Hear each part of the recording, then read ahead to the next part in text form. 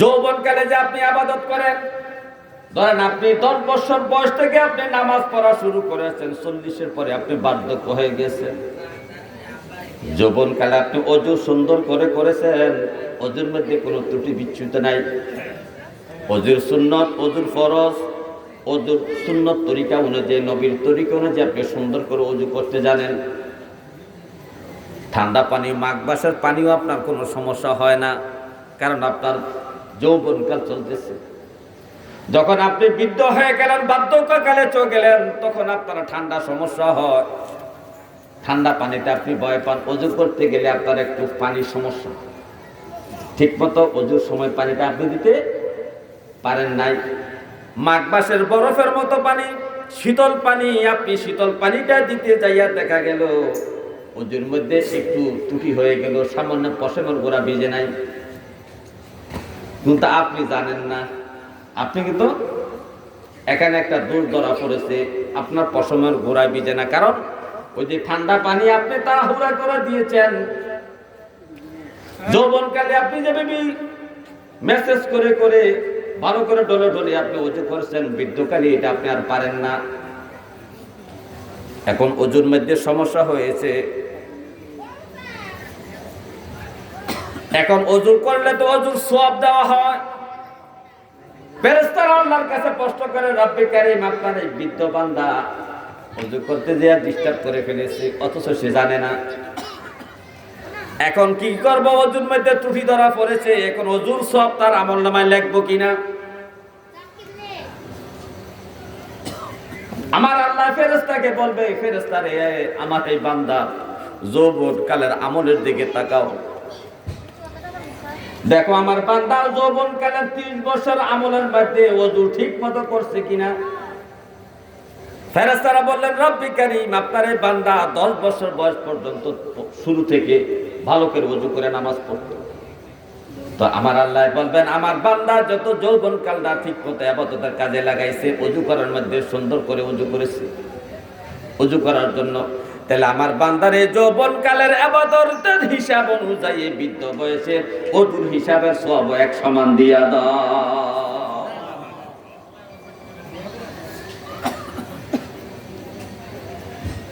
একটা বৃদ্ধ মানুষ নামাজ পড়তে যায় আর ঠিক মতো রুকু করতে পারে না, ঠিক মতো সাজদা করতে পারে না, সাজদা করতে গেলে হাঁটুর সাথে পেট লাগা যায়। আগের মতো এভাবে গুছু হইয়া একটা ছাগলের বাচ্চা সাজদা অবস্থায় বগলে তলে দেওয়া যাওয়ার মতো এখন আর অবস্থা হয় না, গুছু হইয়া গেছে। বৃদ্ধ বয়স, বার্ধক্যের কারণে এই অবস্থা হয়েছে। যৌবনকালে যেভাবে সে রুকু করত, মাজা এবং পিঠ সমান থাকতো, কিন্তু বৃদ্ধ বয়সে এমন ভাবে সে রুকু করতে পারে না, সামান্য একটু মাথাটা ঝুঁকায়। ফেরেশতারা আল্লাহর কাছে প্রশ্ন করে, রব্বে কারীম, আপনার বান্দার সাজদাটাও সঠিক মতো হলো না, রুকুটাও সঠিক মতো হলো না। তো কারণ কি? তার বার্ধক্যের কারণে, অসুস্থতার কারণে, মাথার হাড়ের কারণে অথবা পিঠের হাড়ের কারণে আপনার এই বান্দা ঠিক মতো রুকু সাজদা করতে পারে নাই। তাকে এখন কি করব? সব কি পরিমাণ দেব? সাজদা তো ত্রুটি হয়ে গেল, রুকুর মধ্যে ত্রুটি হয়ে গেল, এখন আমরা কি করব? আমার আল্লাহ বলে, আমার ফেরেশতারা, আমার এই বান্দার যৌবনকালে নামাজের দিকে তাকাও। আমার এই বান্দা যৌবনকালে নামাজের দিকে তাকাও, তাকায়া দেখো সে সুন্নত তরিকা, নবীর তরিকা অনুযায়ী ঠিক মতো রুকু সাজদা করছে কিনা। তখন ফেরেশতারা তার যৌবনকালে রুকু সাজদার দিকে তাকাইলেন, তাকায়া দেখলেন ঠিক মতো তার রুকু সাজদা হয়েছে। যেভাবে রুকু করার দরকার, মাজা এবং মাথা সমান থাকার দরকার, সেভাবে রয়েছে। সাজদা অবস্থায় বগলে তুলে দেয় বকরি যাওয়ার যে অবস্থা, এই অবস্থাও তার ছিল, কিন্তু বার্ধক্যের কারণে, বয়সের কারণে এখন তার রুকু সাজদা এমন অবস্থা। আল্লাহ বলে, হে আমার ফেরেশতারা, আমার বান্দায় যত যৌবনকালে সঠিকভাবে রুকু সাজদা করেছে, তাহলে ওই যৌবনকালে রুকু সাজদার সমান হিসাব করিয়া আমার বান্দারে বৃদ্ধকালের, বার্ধক্যকালের, অসুস্থ অবস্থায় রুকু সাজদার সমান সওয়াব লিখে দাও। হে আমার ভাইও, গভীরভাবে মনোযোগ। এই যৌবনকালের কষ্ট করা হবে। এই যৌবনকালে আল্লাহর আইন বাস্তবায়নের জন্য, নবীর তরিকা প্রচার প্রসারের জন্য আপনি কি করছেন তার হিসাব আপনাকে দিতে হবে।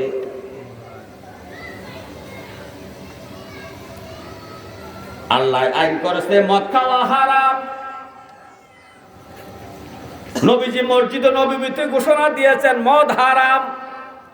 মদ হারাম হওয়ার অনেকগুলো ধাপ অতিবাহিত করে ফাইনাল ভাবে হারাম হয়েছে। এর আগে সিস্টেম আস্তে আস্তে আস্তে আস্তে করে মদ হারাম করা হয়েছে।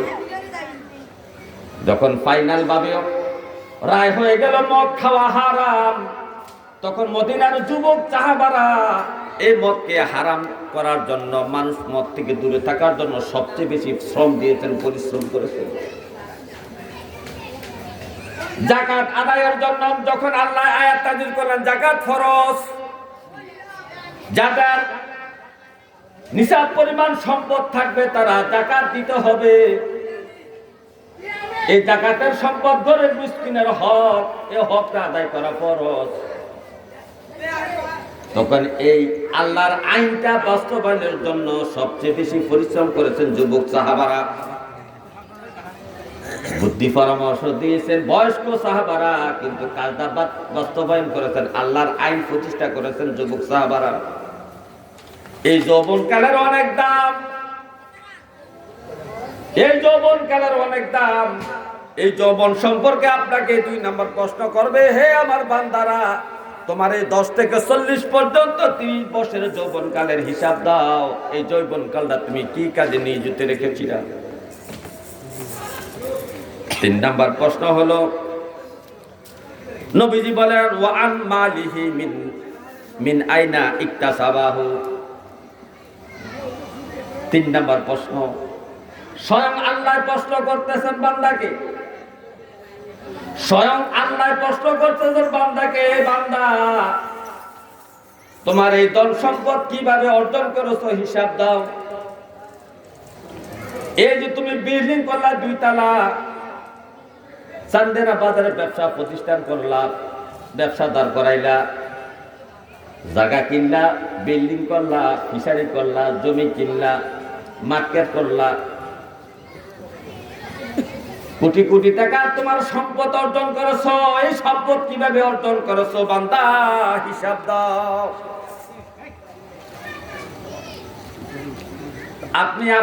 আমি মনে করেছি সম্পদের করে হিসাব নাই।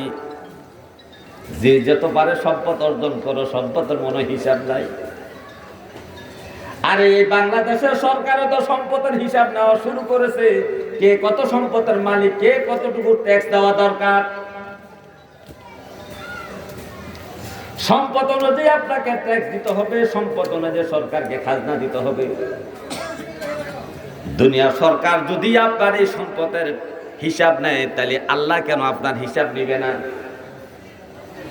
3 নম্বর প্রশ্ন হলো, হে আমার বান্দারা, তুমি যে এত সম্পদ অর্জন করেছো, কিভাবে অর্জন করেছো, কোন পথে অর্জন করেছো, হিসাব দাও। এই হালাল পথে সম্পদ অর্জন করেছো না হারাম পথে অর্জন করেছো, সুদের মাধ্যমে করেছো না হালাল পন্থা ব্যবসা বাণিজ্যের মধ্যে তুমি সম্পদ অর্জন করছো, হিসাব দাও। আচ্ছা বলেন ভাই, আপনার যে এত সম্পদ, আপনার আব্বার মৃত্যুর সময় আপনার কিন্তু এত সম্পদ আপনার ছিল না। আপনার বাবার কাছ থেকে 5 ঘন্টা জমি আপনি পেয়েছেন, অথবা একটা ব্যবসা প্রতিষ্ঠান পেয়েছেন, কিন্তু আজকে ব্যবসা প্রতিষ্ঠান আপনার 5টা, আপনার আজকে 50 খানি জমি হয়েছে, 10 খানি জমি আপনি সম্পদ জোড়াইছেন। এই সম্পদ আপনি কিভাবে জোড়াইলেন, এই হিসাবটা আমার আল্লাহর কাছে দিতে হবে। এটা কি হালাল পন্থায় আপনি সম্পদ জোড়াইছেন না হারাম টাকা দিয়ে সম্পদ জোড়াইছেন, তার হিসাব আপনাকে আল্লাহর কাছে দিতে হবে।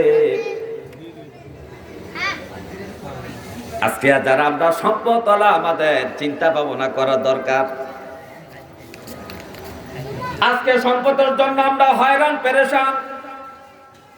আরে আমার পাশের বাড়ির অমুক ছেলেটা সৌদি আরবে যাইয়া 3 তলা বিল্ডিং করছে, আমার ছেলেটা বিল্ডিং করতে পারলো না, হয়রান পেরেশান।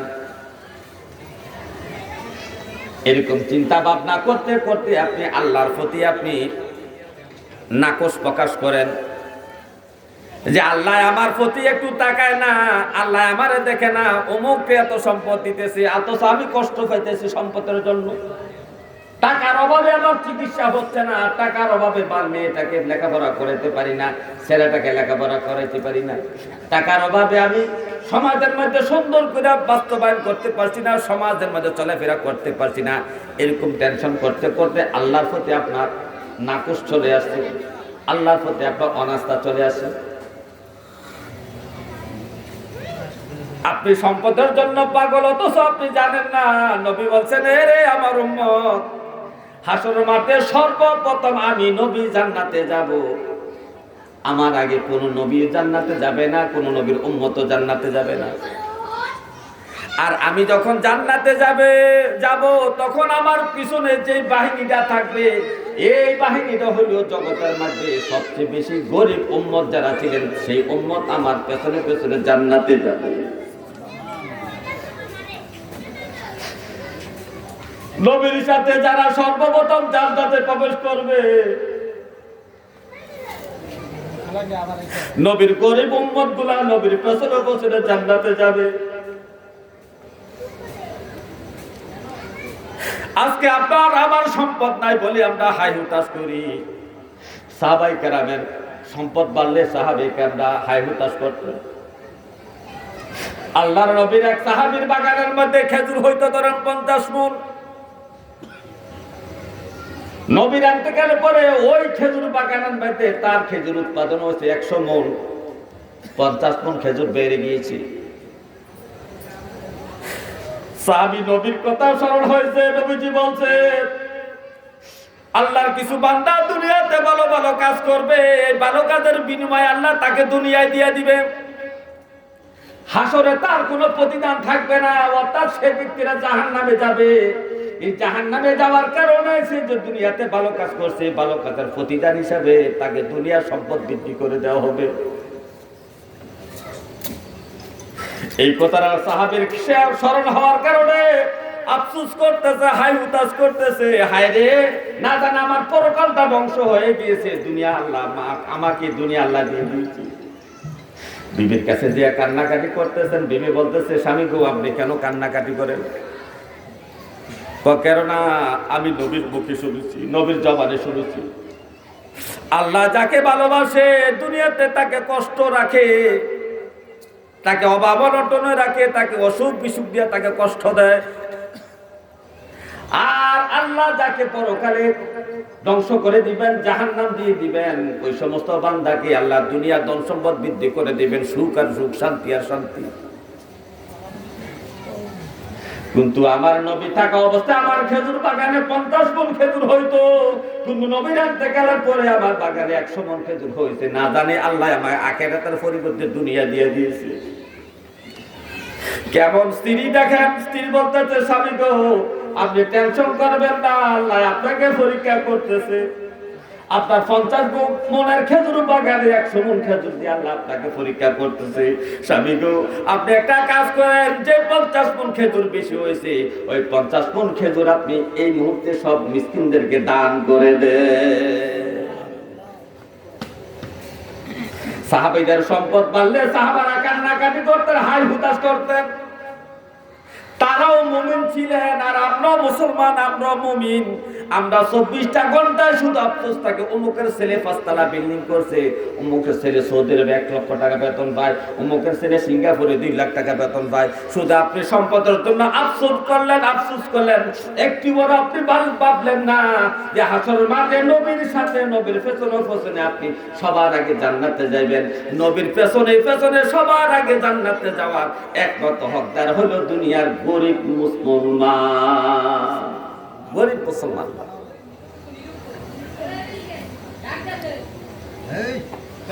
হে আমার ভাইও, আজ থেকে আমরা তওবা করব, কখনো অন্যের সম্পদের প্রতি আমরা লোভ করব না, হিংসা করব না। আল্লাহর কাছে শুধু এতটুকু চাবো, মাবুদ ধন সম্পদের মালিক আপনি, রিজিকের মালিক আপনি, হায়াতের মালিক আপনি, ইজ্জতের মালিক আপনি, মৌতের মালিক আপনি। আমার মালিকও আপনি, আপনি আমার মালিক, আমরা আপনার গোলাম, আমরা আপনার দাস। মাবুদ, আমার যা কিছু প্রয়োজন দুনিয়া চলাফেরা করার জন্য, সংসার জীবন যাপন করার জন্য, ছেলে মেয়ে নিয়ে জীবন যাপনের জন্য যতটুকু আমার প্রয়োজন ততটুকু সম্পদ আপনি আমাকে দেন। আমাকে দুনিয়ার মানুষের মোকাফেকি বানাইয়েন না, আমি আপনার মোকাফেকি থাকতে চাই। এতটুকু নামাজ পড়ে পরে আল্লাহর কাছে কান্না করে খোদার কসম করে বললাম, আপনাকে দুনিয়ার কোনো মানুষের মোকাফেকি আল্লাহ বাড়াবে না। আপনার সংসারের যতটুকু চালের দরকার, যতটুকু আটার দরকার, যতটুকু টাকার দরকার, সব কিছু টাকা আপনার মাধ্যমে, আপনার সন্তানের মাধ্যমে, কোনো না কোনো মাধ্যমে আল্লাহ সব কিছু সুব্যবস্থা করে দিবি। হে আমার ভাইও, হাসর মাঠে আল্লাহ তাআলা প্রশ্ন করবে, বান্দা তোমার এই সম্পদ কিভাবে কামাই করছো একটু হিসাব দাও। এখন আপনি হিসাব দিতে যাইয়া যদি বলেন, আল্লাহ আমি সুদে টাকা লাগাইছিলাম, সুদে এই হিসাব, এত টাকা আমার সুদে বাঁচছে, আমি চাকরি করতে যাইয়া চাকরি দেওয়ার লোভ দেখাইয়া ঘুষ খাইছি এত লক্ষ টাকা, কত কোটি টাকা, চলছে না এরকম? আমার এই বাংলাদেশে বিসিএস ক্যাডার বানানোর জন্য ঘুষ খায়, এমবিবিএস ডাক্তার বানানোর জন্য ঘুষ খায়। এমবিবিএস ডাক্তার লেখাপড়া করবে, আজ থেকে 20-30-40 বছর আগের এমবিবিএস ডাক্তাররা যতটুকু মেধাবী হয়, বর্তমানে এমবিবিএস ডাক্তাররা 60%-1 মেধা নাই। আগের যুগের এমবিবিএস ডাক্তাররা মানুষের জিহ্বা দেখে রোগ নির্ণয় করতে পারতো, পেটের মধ্যে আঘাত করে, পেটের মধ্যে স্পর্শ করে রোগ নির্ণয় করতে পারতো, হাতের পালস দেখে রোগ নির্ণয় করতে পারতো। কিন্তু বর্তমানে এই ডাক্তারগুলা যারা বিসিএস মেডিকেল করতেছে, যারা বিসিএস করতেছে, যারা মেডিকেলে পড়তেছে, তাদের মধ্যে শুধু ধোঁকাবাজি হওয়ার কারণে, ঘুষের কারণে, ঘুষের টাকা দিয়া, ঘুষ দিয়া নাম্বার বাড়াইয়া পাস করে করে ডাক্তার হচ্ছে। তারা পরীক্ষা নিরীক্ষা ছাড়া কোনো রোগ ধরতে পারে না, সঠিকভাবে চিকিৎসা করতে পারে না। এই জন্য এখন যুবক শ্রেণীর যে ডাক্তার, ইয়াং বয়সের ডাক্তারদের কাছে না যাইয়া মানুষ এখন বয়স্ক ডাক্তার খোঁজে, ঠিক নেই? এখন বয়স্ক ডাক্তারের কাছে যাইতে চায় মানুষ। যে দেশের ডাক্তারও ডাক্তারি পাস করা হয় টাকা দিয়া, ডাক্তারের সেশন উন্নতি করার জন্য 1 বছর থেকে 2য় বছর, 2য় থেকে 3য় বছর উত্তীর্ণ হওয়ার জন্য যে দেশে ঘুষ চলে, ওই দেশে ডাক্তারের কি অবস্থা হবে বলেন? যে দেশে বিসিএস ক্যাডার হওয়ার জন্য ঘুষ দিয়া তারা পাস করে, নাম্বার তারা ঘুষ দিয়া তারা নাম্বার বৃদ্ধি করে বিসিএস ক্যাডার হয়, ওই সমস্ত অফিসাররা বড় বড় অফিসের বস হইলে, ইউনুর হইলে, টিউনো হইলে, তাদের দ্বারা দেশের দুর্নীতি কি পরিমাণ হবে একটু চিন্তা করে দেখেন। এই দেশে প্রত্যেকটা সেকশনে হারাম কামাই, হারাম কামাই, হারাম কামাই, হারাম কামাই করতে করতে দেশটা সয়লাভ হয়ে গিয়েছে। হে আমার ভাইও, আজকে থেকে আমরা ওয়াদা করব, রব্বে কারীম আমাদের দ্বারাও হারাম কামাই করাইয়েন না, আমাদের বংশধর, আমাদের নাতি পুতি ছেলে মেয়ে দিয়ে কোনো হারাম কামাই করাইয়েন না। আল্লাহ, আপনি তো কত মানুষকে হালাল পন্থায় বড়লোক বানাইছেন। আপনি হযরত ওসমান গনিকে বড়লোক বানাইছেন হালাল টাকা দিয়া, হযরত আনাসকে কোটিপতি বানাইছেন হালাল টাকা দিয়া। এটা আপনি শতে শতে আপনার মুমিন মুত্তাকিন মুমিন বান্দাদেরকে বড়লোক বানাইছেন হালাল টাকা দিয়া। ইমাম আবু হানিফা রাহমাতুল্লাহ আলাইহি তৎকালীন যুগে সর্বশ্রেষ্ঠ ধনীর ব্যক্তি ছিলেন হালাল টাকার ইনকামের দ্বারা। হুজুরে গাউসে পাক আব্দুল কাদের জিলানী রাহমাতুল্লাহ আলাইহি তখনকার যুগের সর্বশ্রেষ্ঠ ধনী ব্যক্তি ছিল, হালাল টাকা দিয়া। এইভাবে হাজারো হাজারো ওলি আল্লাহর জীবনী পাওয়া যায়, শত শত সাহাবীদের জীবনী পাওয়া যায়, যারা হালাল টাকা দিয়া বড় বড় বিজ্ঞান হয়েছেন, রিসপেন হয়েছেন, ধনী ব্যক্তি হয়েছেন। যদি আল্লাহ যদি তাদেরকে হালাল টাকা দিয়া বড়লোক বানাইতে পারে, তাহলে আপনাকে আমাকে কেন হালাল টাকা দিয়া বড়লোক বানাইতে পারবে না? কিন্তু আপনি আমি তো আল্লাহর কাছে কোনোদিনও চাই নাই।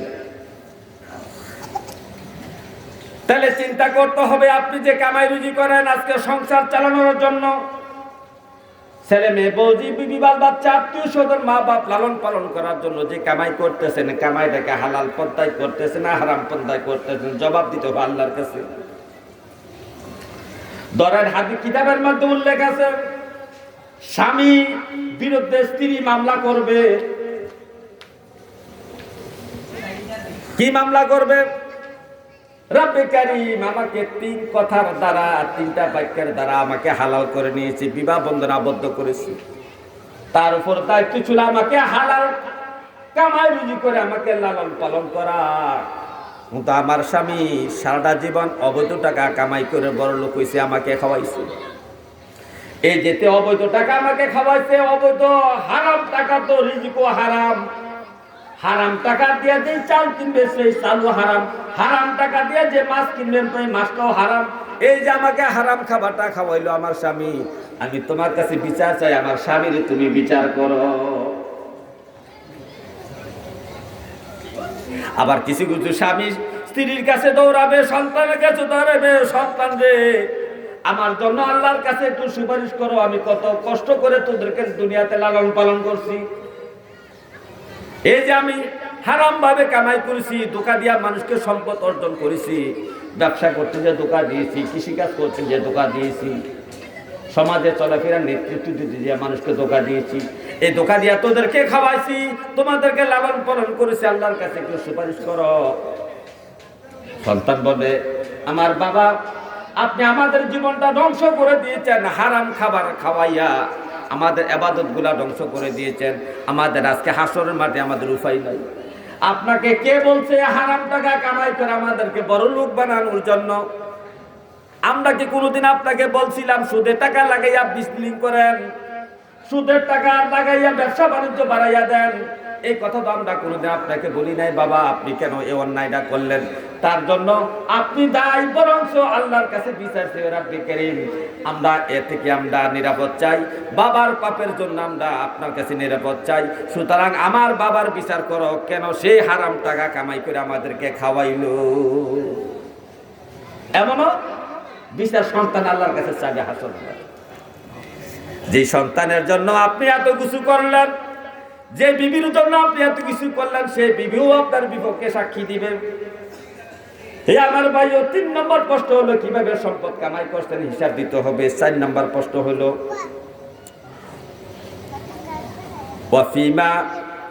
ওয়াফিমা আনফাকাহু, কিভাবে তোমার সম্পদ খরচ করছো হিসাব দাও। আচ্ছা কামাই করলেন আপনি, আপনার টাকা আপনি খরচ করছেন, তার হিসাব আল্লাহর কাছে দিতে হবে। আরে কোন কোন কাজে টাকাগুলা ব্যয় করছেন তার হিসাব আপনাকে দিতে হবে। আপনি যে 10,000 টাকা যাত্রা ফালার দেখানোর জন্য 10,000 টাকা দিয়েছেন চাঁদা, ফুটবল খেলার জন্য 10,000 টাকা দিয়েছেন চাঁদা, দুনিয়ার খারাপ কাজের জন্য আপনি 10,000 টাকা চাঁদা দিয়েছেন, এমপি সাহেবের ইলেকশন করার জন্য আপনি 5 লক্ষ টাকা এমপি সাহেবকে সহযোগিতা করেছেন, এমপি সাহেব ইলেকশন করতে যে একদম মাইরা ফেলাইছে, এমপি সাহেবের লোকের দ্বারা এমপি সাহেব খুন করাইছে, খুনের দায়িত্ব হলো এমপি সাহেবের কাছে। আর ওই এমপিকে আপনি টাকা দিয়েছেন এমপি ইলেকশন করার জন্য, এই নিয়ে আপনার হালাল পথে টাকা খরচের ব্যবস্থা। এভাবে শতে শতে উদাহরণ দেওয়া যাবে বাবা, কত অন্যায় পথে আমরা টাকা ব্যয় করতেছি, খরচ করতেছি, তার হিসাব আপনাকে দিতে হবে। 5 নম্বর ওয়ামা আমিলা ফিমা আলিমা, হে আমার বান্দারে, তুমি যে সমস্ত জিনিস জানছো, ইসলামের যে বিধিবিধানগুলা জানছো, যতটুকু জ্ঞান অর্জন করছো, জ্ঞান অনুযায়ী আমল করছো কিনা বলো। ওয়ামা আমিলা ফিমা আলিমা, তুমি যেই কথাটা জানতো এই জানা অনুযায়ী আমল করছো কিনা। যেমন আমাদের জন্মের পরে আমরা 7-8 বছর থেকে জানতে পারছি নামাজ ফরজ। মসজিদের ইমাম সাহেব বলছে, এলাকার বিভিন্ন মাহফিলের মধ্যে পীর বুজুর্গরা বলছে, আলেম ওলামারা বলছে নামাজ ফরজ। আমি শুনছি, বিশ্বাসও করছি, কিন্তু আমল করছি না। আল্লাহ বলবেন, বান্দারে তুমি যে জানলা নামাজ ফরজ, তুমি আমল কেন করলা না, হিসাব দাও। আমার 10 বছর বয়স থেকে আমি জানতে পারছি পর্দা করা ফরজ, কিন্তু আমি পর্দা ফরজ আমলটা আমি করলাম না, তার জন্য আমাকে হিসাব দিতে হবে। 10 বছর বয়স থেকে আমি সাবালক হয়েছি, আমি জানতে পারছি সুদ খাওয়া হারাম। সবাই, প্রত্যেকটা মানুষ এই কথাটা বিশ্বাস করে সুদ খাওয়া হারাম, কিন্তু আমল করে না, আমল করে বিপরীত। মা বাবার খেদমত করা ফরজ। হে আমার ভাইও, মা বাবার খেদমত করা ফরজ, ভাইয়ের হক আদায় করা ফরজ, মা বাবার হক আদায় করা ফরজ, সন্তানের হক আদায় করা ফরজ। শুধু পাইছেন 130 ফরজের হিসাব, এই হিসাবটা সঠিক না। শতে শতে ফরজ আছে রে বাবা, ওই ফরজের খবর আমাদের নাই। আপনি নামাজ যেমন ফরজ, মা বাবার খেদমত করা তেমন ফরজ। নামাজ যেমন ফরজ, যাকাত দেওয়া তেমন ফরজ। যাকাত দেওয়া কি? কিন্তু এই